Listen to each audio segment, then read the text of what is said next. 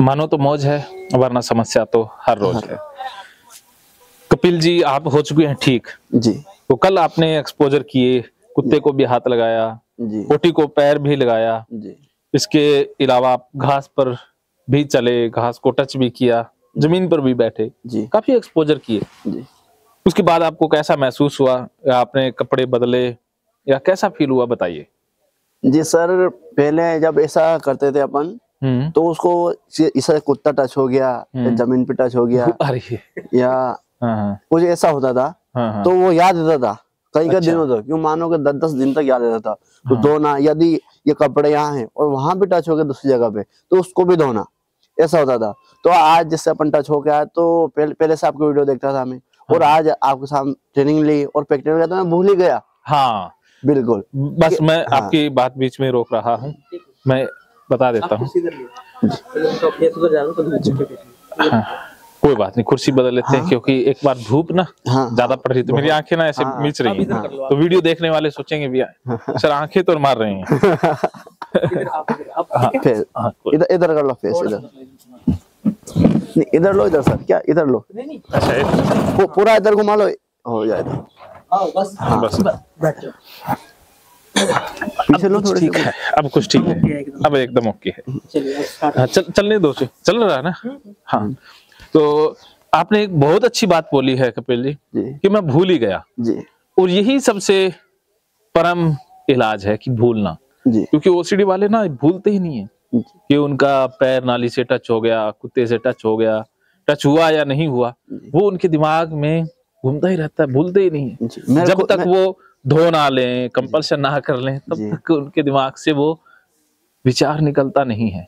यही बीमारी है, और आप भूल ही गए तो आप 100% ठीक हो गए। अब मैं लिख के दे सकता हूँ कि जो इंसान भूल जाता है ना, वो इंसान नॉर्मल है, और जो याद रखता है वो बीमार है। तो चाहे ये ओसीडी की बात नहीं है, ये हमारे व्यक्तिगत जीवन की बात है कि हम अपनी बुरी घटनाओं को याद रखें।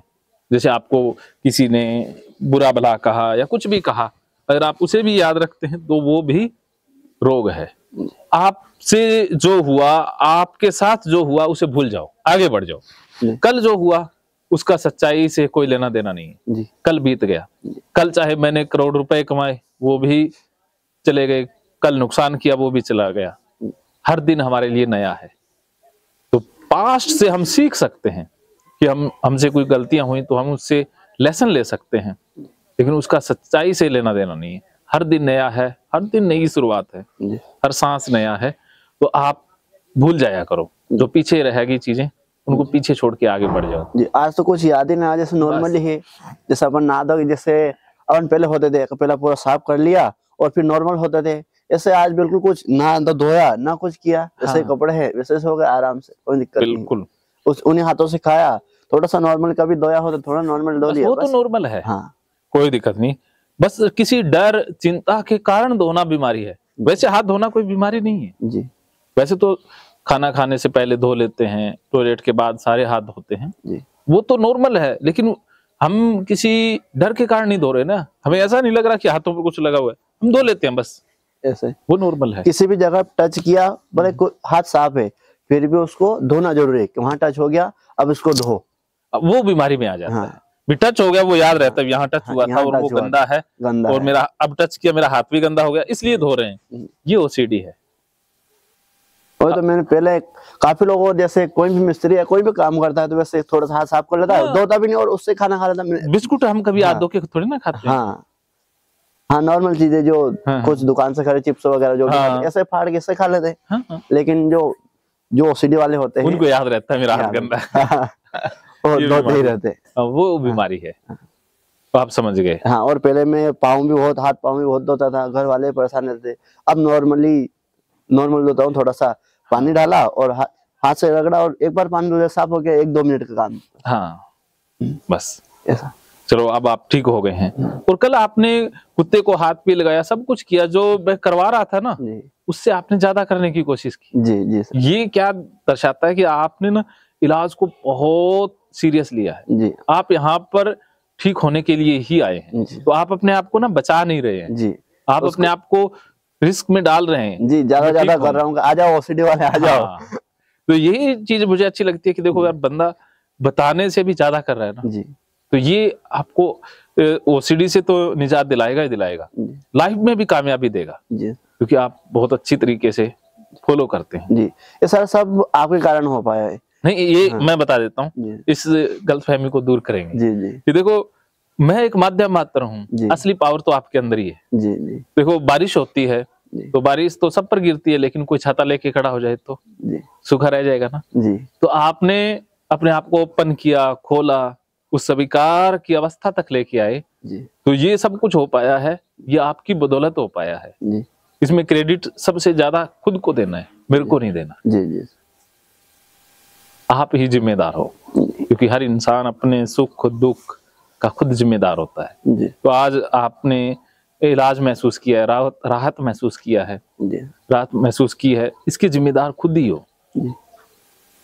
पर वो भी संभव आपके कारण नहीं हो पाया है सर। देखो वो कहते हैं ना हाँ। हमारे वो कम दबाव का क्षेत्र बनता है तो हवा चारों तरफ से आ जाती है ना उसको भरने के लिए, ऐसे ही आपके अंदर इतनी तीव्र इच्छा थी तो कोई ना कोई तो आ ही जाना था जी, जी। अब उसमें मैं आ गया, इसमें मेरा रोल नहीं, चलो आपको वो तो कोई ना कोई तो माध्यम बनना ही था। नहीं पर गुरु के बिना संभव नहीं हो पाता है सर। शिष्य इंसान जब शिष्य बनता है ना तो गुरु अपने आप प्रकट हो ही जाता है जी। हमें शिष्य बनना है, बस गुरु की तलाश नहीं करनी है जी। गुरु तो मिल ही जाएगा, हम ही असली शिष्य बन जाएं बस। तो आप शिष्य बने तो गुरु तो आना ही था, इसमें गुरु का रोल नहीं है, शिष्य का रोल है कि आपके अंदर शिष्यता आया, तो इसलिए आप खुद को धन्यवाद दो। वो सर ये मानना है कि यदि सब लोग ऐसा कर रहे हैं, अपन अलग कर रहे हैं तो अपन भी ऐसे करें। हाँ ये करें ऐसा करें, इसलिए मैं ज्यादा किया कि ऐसा करना और इस बीमारी से ठीक होना है, बस यही चीज रही कि आप ठीक हो पाए। उन्होंने जैसे वो कुत्ता है तो उन्होंने हाथ में उठा रखा था तो वो भी इंसान है, अपन भी इंसान है। आपने हाथ काटो तो वो भी खून निकाल, एक सेम टू सेम इंसान ही है। वो कर पा रहे तो अपन क्यों नहीं कर पा रहे? सही बात है, यदि वो कर सकते हैं तो अपन क्यों नहीं कर सकते? बिल्कुल कर सकते हैं, यही तो समझ है कि आप अप्लाई कर पाते हो, वरना ये बात समझते तो बहुत लोग हैं लेकिन अप्लाई नहीं कर पाते, लेकिन आप जो समझते हो उसे अप्लाई भी कर लेते हो। ये तो मैंने शुरू में बता दिया था कि आपको तो एक सही बात बताने की जरूरत है जी। करना आपके लिए मुश्किल है ही नहीं जी। करने में आप पीछे नहीं हटोगे जी। मैं सोच के आया था कि जो सर कहेंगे यदि ऊपर से गिराएंगे यहाँ से गिरना तब भी गिरना है। अरे जब इतना समर्पण आए तो इलाज ना हो ये संभव ही नहीं है ना जी। ये तो होना ही था कि आपने वो कहते ना आप तो यहाँ पर मिलने आएंगे, ये खुशी की बात है कि वो इतना कहते ना कुदरत ने मेरा भी तो सोचा हुआ है ना तो वो तो था, वो कहते ना दक्षिणा तो देनी पड़ती है, वो ही था और कुछ नहीं था। हाँ ये तो होना ही था जी। हाँ वो पहले क्या मन से गुरु माना था और वहां से गुरु मान के अब साक्षात दर्शन करा दिए आपके। नहीं हाँ, बाकी था, इलाज तो हो ही चुका था जी सर। इलाज तो आपने वो कहते ना समझ तो पूरा गए ही थे जी। और मैं भी इतने सालों से जो वीडियो डाल रहा हूँ मैं इसी अवस्था के लिए डाल रहा हूँ कि कोई भी इलाज लेने आए तो वो आप जैसी अवस्था से ही आए तो इलाज बहुत अच्छा और बहुत आसान होता है, वरना ओसीडी वाले जूझते रहते हैं, बीमार बने ही रहते हैं ना, वो अपने आप को छोड़ नहीं पाते हैं। अगर आप जैसी उनकी सोच हो या आप जैसी स्थिति में आ जाएं तभी ओसीडी का इलाज संभव है, वरना नहीं हो पाता है। सबसे जिद्दी बीमारी है जी। तो सर ओसीडी रिटर्न भी हो सकती है? ओसीडी रिटर्न दो ही कारणों में होती है, एक तो ये कि अगर आपने 21 दिन प्रैक्टिस नहीं की जी। सिर्फ आपने समझ लिया और मैनेज कर लिया जी। और दूसरा ये कि जब स्ट्रेस आता है जिंदगी में, कोई बुरी सिचुएशन आती है तो एक बार वो धक्का करते हैं पैटर्न, बस इसके अलावा नहीं। फिर भी आप जैसा समर्पण होगा तो नहीं आएगी जी। वो कुछ इंसानों की पर्सनैलिटी टाइप होती है जिनमें आने की संभावना होती है जी। आप जैसे लोगों में नहीं होती जी। क्योंकि आपने समझ से ठीक किया है, फिर नहीं होती। जिन्होंने बस अवॉइड या मैनेजमेंट कर ली है ना, कुछ लोग मैनेज कर लेते हैं अपने आप को, बहुत लिमिटेड सा कर लेते हैं, उनमें आती है। आपने लिमिटेड नहीं किया है, आपने एक्सपोजर किया है, तो जो एक्सपोजर ERP 21 दिन तक लगातार कर लेता है उसके जीवन में नहीं आती, आपके नहीं आएगी, आप निश्चिंत रहो। आने भी नहीं देंगे इसको, एक बार आगे और दूसरे जिसको भी है उसको भी समझाएंगे कि ये बीमारी, आप समझा सकते हो जी, क्योंकि आपने इसको अनुभव किया है ना जी। तो आप जो समझाओगे उसमें ज्यादा पावर होगी। जी सर, हाँ, क्योंकि अपन ने वो भोगा है पहले। हाँ, आपने अनुभव किया ना, वरना लोगों के पास ना, जो बहुत से ऐसे लोग भी होते हैं जो सिखाते हैं, लेकिन उनके पास असली अनुभव नहीं होता, तो फिर वो समझाना उतना बेस्ट नहीं हो पाता। मैंने भी ये सारी ओसीडी है जितनी भी, उनको एक्सपीरियंस किया है भी, मनोदशा कैसी होती है भी, आपका मन उस समय क्या सोच रहा होता है, क्या लग रहा होता है, मैंने उसको मनन किया है, मैंने वो सिचुएशन भी क्रिएट करने की कोशिश की है, तब मैं मन को बेहतर समझ पाया। वरना किताबों से शब्द लिए जा सकते हैं, इलाज नहीं। किताबें पढ़ने से आपके पास शाब्दिक ज्ञान आ जाएगा, असली ज्ञान नहीं आता। प्रैक्टिकल ज्ञान तो खुद अनुभव से ही आता है, मनोदशा को समझने से आता है।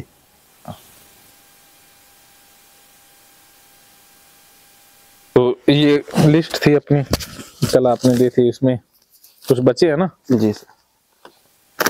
तो आज एक तो करेंगे ये पोटी के दर्शन करेंगे जी। उसके बाद सब कुछ करेंगे। किसी भी गंदी चीज को छूने से आज चलेंगे बाहर जी।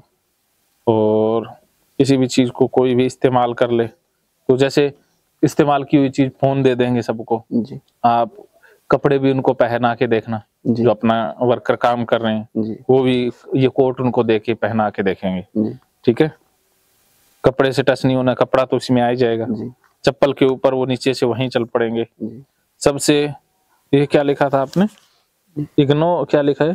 ये इम्पोर्टेड है वो छींटे वाला। हाँ हाँ, छींटे नहीं गिरना चाहिए वो। हाँ, छींटे गिराएंगे। जमीन पर बैठना हो ही गया, मोबाइल को ये भी कर देते हैं, कुत्ते को घुस जाए कुत्ते वाला हो ही गया, डस्टबिन हो गया, ठीक है। इस्तेमाल की गई कंघी रहेगी वो कर ली, वो भी नीचे प्रैक्टिकल कर ली। अच्छा, सामने पड़ी थी उसको लगा ले उसको। आज कोई बात नहीं, फिर भी मैं अपनी तरफ से करवा देता हूँ जी। तो अभी कुछ और शेयर करना। ये कल रात को क्या विचार आ रहे थे मन में?